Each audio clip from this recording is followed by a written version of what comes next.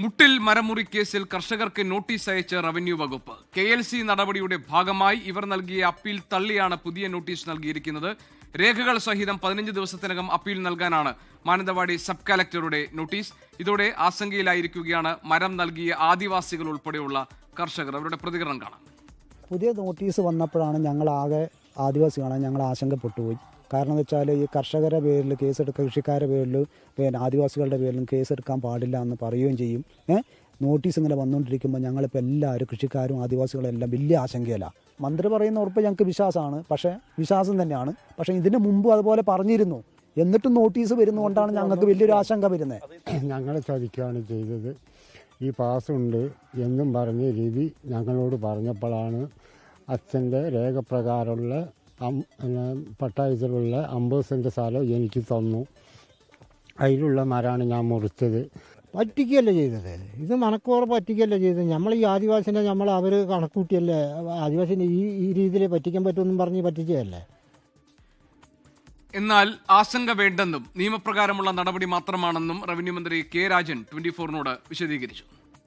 ഇതൊരു സാധാരണ നിലയിൽ കണ്ടെടുത്തോളം ഒരു പ്രൊസീജിയർ നോട്ടീസ് മാത്രമാണ്. ഞാൻ ജില്ലാ കളക്ടറോട് ഇക്കാര്യത്തിൽ ആവശ്യമായിട്ടുള്ള വിവരം നൽകണം എന്ന് പറഞ്ഞിട്ടുണ്ട്. നേരത്തെ വൈത്തിരിയിലെ തഹസിൽദാർ കൊടുത്തിട്ടുള്ള നോട്ടീസിൽ അപ്പീൽ ആയി അത് പരിഗണിക്കണം എന്ന് ആവശ്യപ്പെട്ടിരുന്നു. അത് അപ്പീൽ പരിഗണിച്ചിട്ടുണ്ട്. അപ്പീൽ പരിഗണിച്ചപ്പോൾ ചില ഡോക്യുമെന്റുകൾ കൂടി സമർപ്പിക്കാനുണ്ടാകും. അത് ചോദിക്കാൻ വേണ്ടി മാത്രമുള്ള ഒരു സാധാരണ പ്രൊസീജിയർ നോട്ടീസാണ്. ഒരു കാരണവശാലും നടപടിയല്ല. ഇനി ഏത് സാഹചര്യത്തിലും റിവിഷൻ അതോറിറ്റിയാണ് സർക്കാർ. ഒരു കാരണവശാലും സാധാരണ കർഷകരെ ബാധിക്കുന്ന ഒരു വിധത്തിലുള്ള നടപടിയും ഇതിന്റെ ഭാഗമായിട്ടുണ്ടാകില്ല. സുർജിത്ത് അയ്യപ്പത്ത് ഞങ്ങളുടെ പ്രതിനിധിയുണ്ട് വയനാട്ടിൽ നിന്ന് വിവരങ്ങളുമായി. സുർജിത്ത്, ഇതിപ്പോൾ എന്തൊക്കെ പറഞ്ഞാലും കർഷകരെ സംബന്ധിച്ച ആശങ്കയാണ്. കാരണം അവർക്ക് ഔദ്യോഗികമായ ഒരു നോട്ടീസ് ലഭിച്ചിരിക്കുകയാണ്. സർക്കാർ ഈ വിഷയത്തിൽ എന്താണ് പറയുന്നത്? ഇപ്പോൾ റവന്യൂ മന്ത്രി കെ രാജൻ പറയുന്നത് ഇതൊരു സാധാരണ നടപടിക്രമത്തിന്റെ ഭാഗമായിട്ടുള്ളതാണ്, അല്ലാതെ ഒരു രൂപ പോലും കർഷകരെ സംബന്ധിച്ച് അവർക്ക് ഏതെങ്കിലും തരത്തിൽ നഷ്ടം ഉണ്ടാകില്ല എന്നാണ്.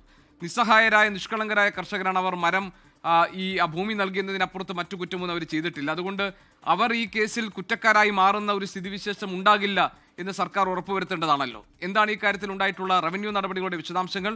എന്താണ് റവന്യൂ മന്ത്രിയുടെ വിശദീകരണത്തിൽ നിന്ന് മനസ്സിലാക്കേണ്ടത്? സുർജിത്ത്.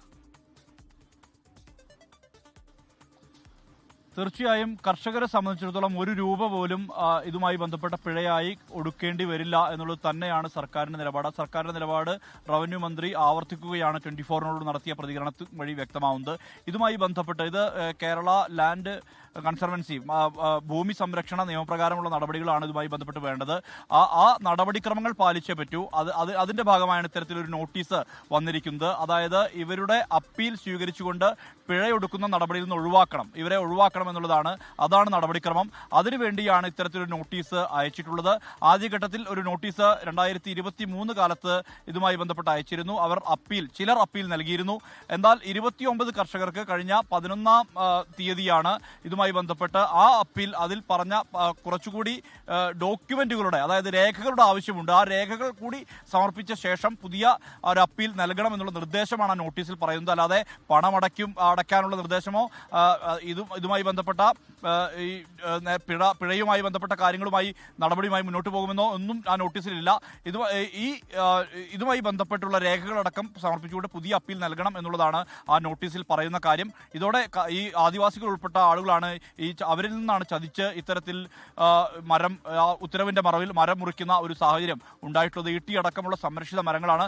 ആ സംരക്ഷിത മരങ്ങൾ അങ്ങനെ മുറിക്കുമ്പോൾ സ്വാഭാവികമായും ഭൂ ഉടമകളിൽ നിന്ന് നിയമപരമായ നടപടി, അതായത് ഭൂ സംരക്ഷണ നിയമത്തിന്റെ പരിധിയിൽ ഉൾപ്പെട്ടുകൊണ്ടുള്ള നടപടിയിലേക്ക് കടക്കേണ്ടി വരും.